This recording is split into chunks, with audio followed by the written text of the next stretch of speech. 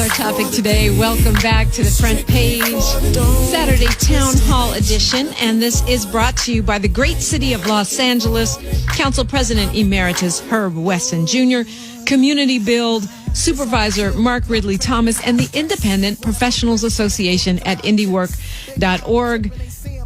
Is more help on the way? That's what we're focused on today, and we welcome your phone calls, 520-KJLH, 520-5554. Just throw your area code on there, and we are all good. Also, want to remind you that the KJLH Women's Health Expo is going on right after the show at kjlhradio.com. It's our 20th anniversary, and you'll find all the things that you're used to, that you love, but just virtually. So pleased to welcome to the front page the Congress representative, Congresswoman from California's 44th District, Congresswoman Nanette Barragán. Welcome to the front page. Congresswoman, can you hear me? I can hear you. Can you hear me? Oh, yes. Welcome. Our topic today, bills, is more help on the way. Before we jump into that, I do want to ask you about Andrés Guardado, because the other, huge backdrop that everything is happening against right now is the, movement for Black lives, the anti-systemic racism. The Guardado case was in your district, and a lot of people are very concerned about the killing of that 18-year-old at the hands of Compton sheriffs. Yes, well, I have joined forces with Congresswoman Maxine Waters to sound the alarm, to call on for an independent investigation into the killing of Andrés Guardado, who, as we now know, was shot in the back by police 5 times. We want the Attorney General to take over. We saw the LA County Sheriff's Department conducted an autopsy, but they put a, quote, security hold on the results from getting to the Guardado family and the public. Needless to say, there's a serious lack of trust between our community and the LA County Sheriff's Department. So this only made matters worse. So we are really calling on the AG to step in. So far, he has been unable, really unwilling to do that. But the bottom line is we want accountability and full transparency and justice. This police violence against our Black and brown people must end, which is one of the reasons we also need to make sure we pass reforms in Congress, which is something being led, of course, by Congresswoman Karen Bass, who's chairing the CBC. Well, it's great to see our elected officials, particularly our African-American and Latino elected officials, working together on these important issues. And I know you're the first Latina ever to represent California's 44th Congressional District, so I'm sure that comes with its own responsibilities as well.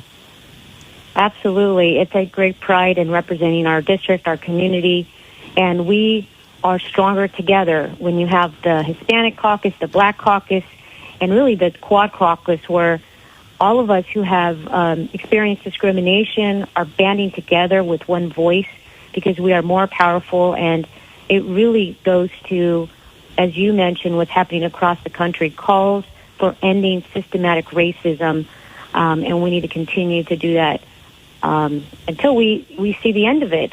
But as we see right now, it's alive and well, and we need to continue to push back and continue to push to get accountability. And speaking of accountability, whether it's the HEROES Act or, whatever we call the next act, a lot of folks are really on, pins and needles waiting to see what is going to come out of Washington. I know the national eviction protection has expired. I know that the unemployment benefit, that extra $600, expired on Friday, and we don't have a bill yet. What are your thoughts on this? I know we have what we'll call a very polarized scenario in Washington, but what are your thoughts? What's next? Well, my priority is getting dollars into the pockets of the people who need help, people who are struggling to pay the rent, to buy groceries, and to stay healthy. My priority is making sure they get another stimulus check of $1,200 for individuals and families, extending the federal unemployment benefit of $600 per week that, as you mentioned, expired yesterday. We need more funding for testing, tracing, and treatment, And we have to get dollars to healthcare workers and first responders and teachers and other frontline workers and our heroes who are risking their lives, who now may lose their job if Congress doesn't pass a legislation to help out. Now, House Democrats did pass a bill 10 weeks ago, and Republicans have said, well, let's wait and see. Let's see how things go. But people are struggling now, and they need help now, and so we have to continue to push that. Just this week, Republicans finally came to the table, and they're proposing that we cut unemployment benefits. They're proposing that we cut $400 and take that away from the American people every single week. And so there's been a pushback by House Democrats and being led by Nancy Pelosi saying, no, in Los Angeles County, first of all, a $1,200 check doesn't even pay the rent. And that $600 per week is helping people who are really struggling.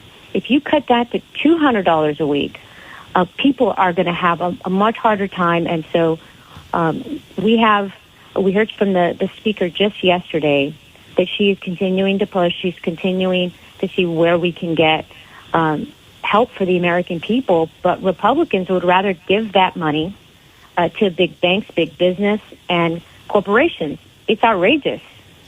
Friends. I call the Republican bill the Scrooge bill. Because nobody can get by right now without the typical job opportunities with 70% of what they were making and no extra on top of that. What can we do to help you help us? I mean, how can our front page family, our listeners, make a difference? Well, first of all, we need to continue to share our stories. This is something we've been asking our constituents to send in our stories that we can use either on the House floor, we can use when we're talking to the other side. But frankly, too, if we have family and friends in other parts of the country in areas that have what we call red districts, red states, where Republicans are in control, whether we know people in Georgia, Kentucky, Alabama, every place that we have family that could call and help and call their congressperson as well, that all helps. It's the public pressure and the public outcry, especially when it's your own member who's not willing to act, is helpful. But we also have to vote, right? We have to register to vote. We have to show up at the polls, whether it's here and across the country, because the number one change we need is change in the White House, somebody who cares about people, and we need change in the Senate, because the Senate has been holding up these bills where we have been passing legislation in the House to get help to the people. And so we need to continue to stay engaged and active and have our voices heard. And those of us in California who are happy with our senators, we can still help other people in other states that might need some help in order to really flip the Senate. I have some folks that would like to talk with you on the phone, but I want to hear about your rewind bill. Sure. So what is happening in this legislation that we have been dealing with is the Trump administration has been trying to help out his friends in big oil and gas corporations. The fossil fuel industry gets enough money through subsidies, giveaways, and unfair tax breaks. They don't need this money that we are putting together in CARES and in HEROES. They don't need this money. That money should be going to our small businesses, our minority small businesses, the people who've been laid off and working families who need it. So I think it's outrageous to bail out big oil and gas corporations with this money. The Rewind Act is a piece of legislation I introduced with a few others, including a senator on the Senate side, that would ensure that the funds from the CARES Act actually goes to small businesses and the people, not the fossil fuel companies. Bottom line, what it does, it prohibits the use of that money from going to fossil fuel companies. The president right now and his administration is trying to use underhand tactics as well to divert money to these giant fossil fuel corporations. And this bill would say, absolutely not. We will not stand for it. Money has got to go to the people and our small businesses, not bail out big oil. Yeah, great catch, Congresswoman Barragán. I want to go to Phil calling us from L.A. Good morning, Phil. You're on with Congresswoman Nanette Barragán.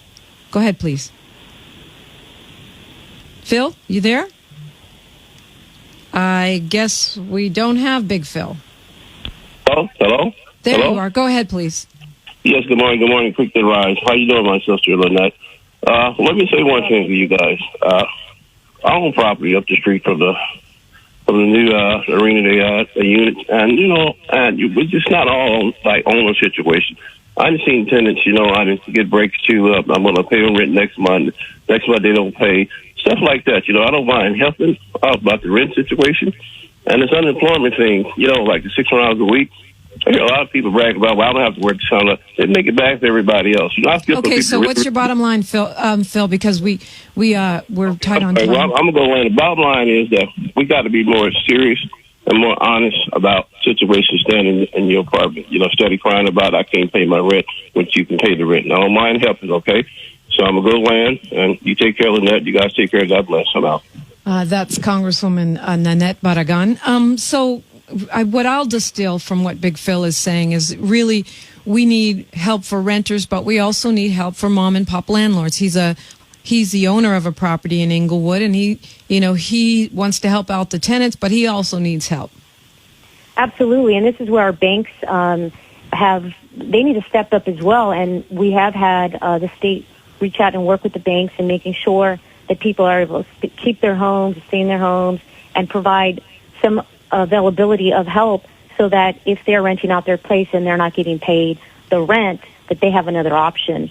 There is some legislation that would basically, it's called the Save Our Homes Act.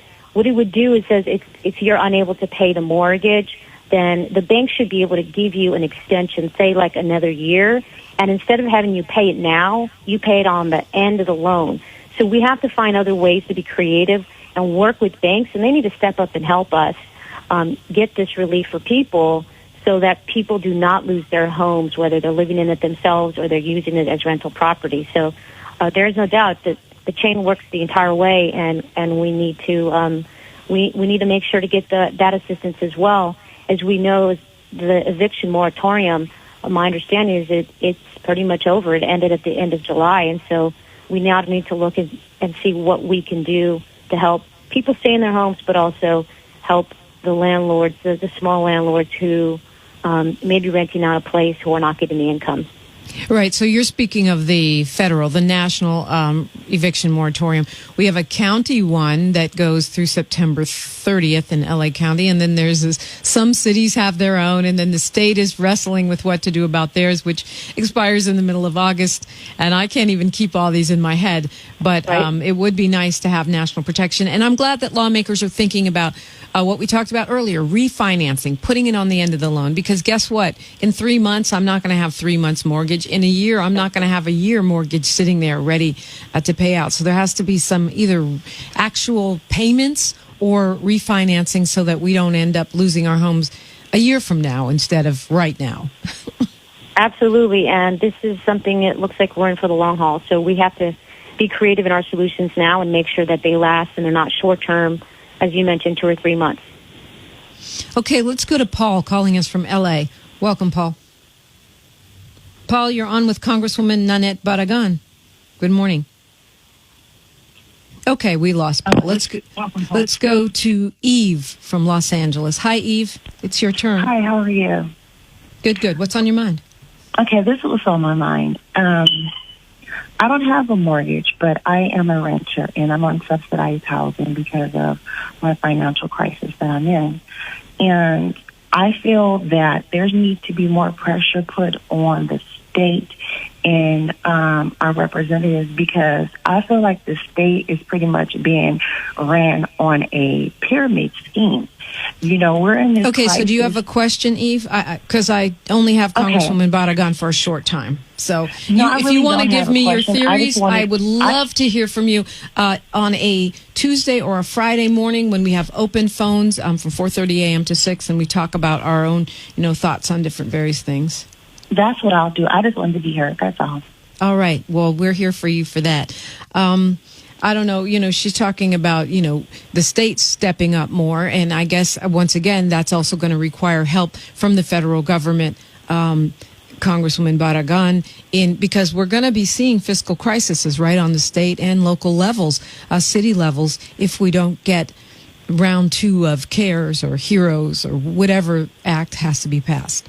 Absolutely, and this is something the House Democrats have included in the HEROES bill that we passed 10 weeks ago. It's getting funding to not just local governments, but to states and counties, because the federal government needs to step up and partner in helping out. The problem is Senate Republicans don't believe it's up to the government to help out, and they want to leave states just hanging, and they want to leave counties hanging.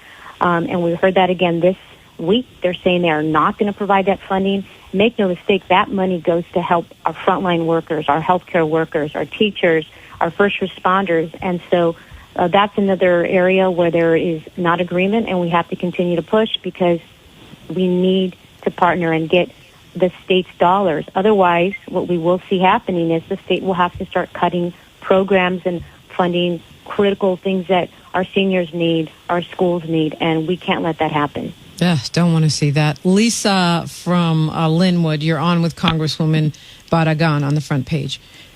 Yes, good morning. Good morning. Good morning. My question was, I was with Chase. I'm with Chase, and Chase transferred my mortgage to a small servicing company, Select Portfolio Servicing, and they're in Salt Lake City, Utah. So give me the broad stroke here, because I doubt that Congresswoman Barragan is going to be able to go in and renegotiate your loan. But what's the key issue for you, Lisa? The key issue is that Chase did that the last time when they were supposed to, with the modification. And I would like for them to take a look at it, because they probably transferred a lot of homeowners' mortgage so they could have their money open up for these larger PBA loans. I think that's the name of it. PPP. So you think they're playing games? You think they're playing games? And then I reached out to them, and they said that I reached out to SBC, and they said that they were only going to give a forbearance. They were not doing putting it on the back end, and it's not fair to the mortgage. It's not fair to the homeowners. Yeah, got you.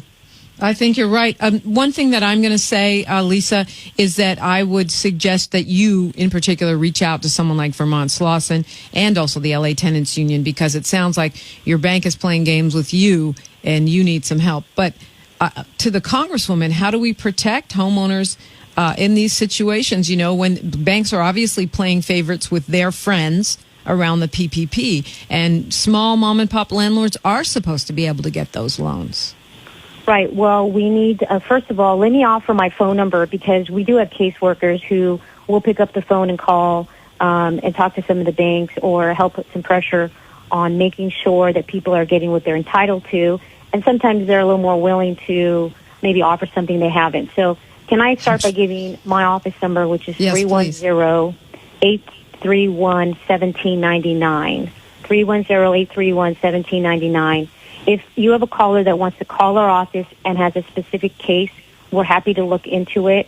And if I'm not your Congress member, I cover Compton, I cover Watts, I cover a pretty big area, I can work with the Congress member who does cover you to make sure that your case is done. But is attended to and done properly. But let me say, we need federal legislation to put the pressure on the banks to force them to do this, to force them to get help and put it on the back end, because the reality is when you have a volunteer system, not everybody steps up, including some of the smaller lenders. So this is why I'm committed in working with, Congresswoman Waters, who oversees financial services, has legislation on this type of thing to making sure people stay in their homes. And so we'll continue to push that.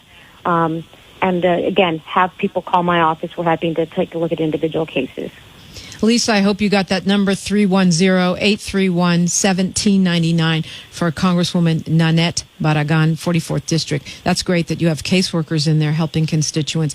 Pastor Prince, he is your constituent from the city of Compton. Good morning, Pastor Prince. You're on with Congresswoman Nanette Barragán. Welcome. Good morning to you two fighting young ladies. I praise God for you. You're doing a great work, and you're a great team together. I've been watching you, and I spoke with you at the Washington Task Force. And I'm praying that you continue to fight the good fight, and you have a bunch of prayer warriors that are praying for you, and just continue to do what you're doing. Well, thank you so much for your support, and the Washington Task Force has done critical work in our communities. That's the kind of partnerships we need with our communities and policing across the country. So thank you, sir, for everything you're doing. We're happy to be here to be helpful and continue to partner with our community groups to provide any assistance that we can. Well, Congresswoman Nanette Barragán, what would you tell people who are out there? You know, the name of today's broadcast, Bills, Bills, Bills, is more help on the way. What would you tell people in terms of how they can look for help, financial help due to the COVID impact on their personal households, and how they can help you help us? Well, first of all, people can always reach out to our office, and we can help connect them. We have had seniors call and saying, I need help with food. If they call our office, we can connect them with county programs that maybe have food assistance programs. I have to ask them to try as best they can to stay hopeful as we negotiate this next round of assistance. We do know that there is an agreement on at least another $1,200 stimulus check. So that is, I think, a positive. At least we have something to look forward to. Frankly, I think we should have a monthly payment that's being done during this crisis. But you can call our office at 831-1799. We also have a lot of town halls that we do as well. Our next one's coming up on Tuesday night, where we have a supervisor with us, Janice Hahn. We do these across the month. We have another town hall coming up with Congresswoman Karen Bass next week on Wednesday on the police and reforming. So you can sign up for our newsletter. You can call our office, and we will help get you the information, whether it's from the city, the county, the state. But let's be hopeful. Let's help our neighbors. Make sure we're staying safe. We're getting either testing if you need it, doing what you can to keep us all safe, wearing a mask and things of that nature. All right. And Congresswoman Barragán, just quickly, your website so we can sign up for those town halls and things. It's www.barragan.gov or barragan.gov, BARRAGAN.gov. Thank you so much for joining us this morning, Congresswoman. Thank you for having me. We do appreciate you. Family, 9:22 in the morning at 10 o'clock, the KJLH Women's Health Expo kicks off on KJLHradio.com.